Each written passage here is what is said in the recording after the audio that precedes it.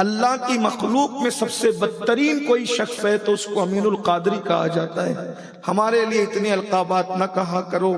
مجھے ڈر لگتا ہے اگر قیامت کے دن اللہ نے مجھ سے پوچھ لیا کہ تو وہ نہیں تھا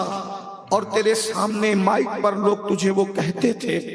اور تو چپ رہ کر کے پھولتا تھا اور سنتا تھا، تو میں قیامت کے دن اللہ کو کیا جواب دوں گا؟ بلکہ آج تو میں صرف اتنی بات کہتا ہوں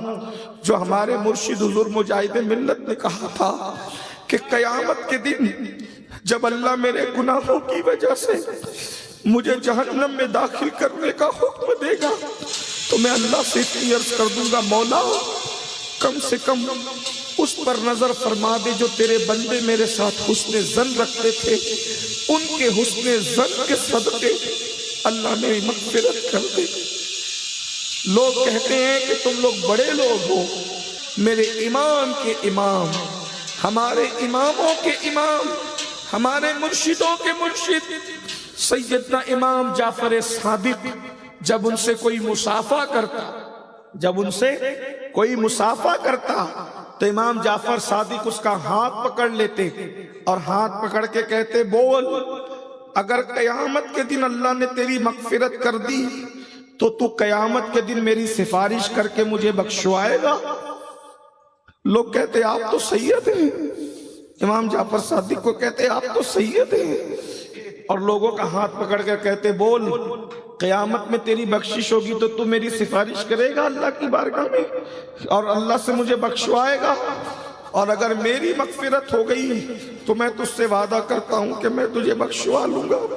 تو لوگ کہتے تو آپ تو سید ہیں، آپ تو آل رسول ہیں، آپ کہتے یہی تو رونا ہے کہ ہم سید ہیں کہ قیامت میں ہم اپنے نانا کو منہ کیا دکھائیں؟ نانا کہیں گے میری نسبت پہ تو ہاتھ چھپواتا تھا، نذرانے وصول کرتا تھا، لوگوں سے اپنی باتیں منواتا تھا اور میری بات تو نہیں مانتا تھا، تو ہم اپنے نانا کو منہ کیا دکھائیں؟ امام جعفر صادق علی جدہ علیہ السلام ایسے بڑے بڑے سید جب روتے ہیں اور منہ دکھانے کو ڈرتے ہیں، میں تو کسی شمار میں ہی نہیں، اس لیے میری موجودگی میں میری تعریف نہ کیا کرو۔ بس میرے لیے اگر واقعی تمہارے دلوں میں محبت ہے تو میری غیر موجودگی میں جب اپنے لیے دعا کرو تو میرے لیے ہاتھ اٹھا کے اتنا مانگ لو، میرے پاس سب ہے، بس اتنا مانگ لو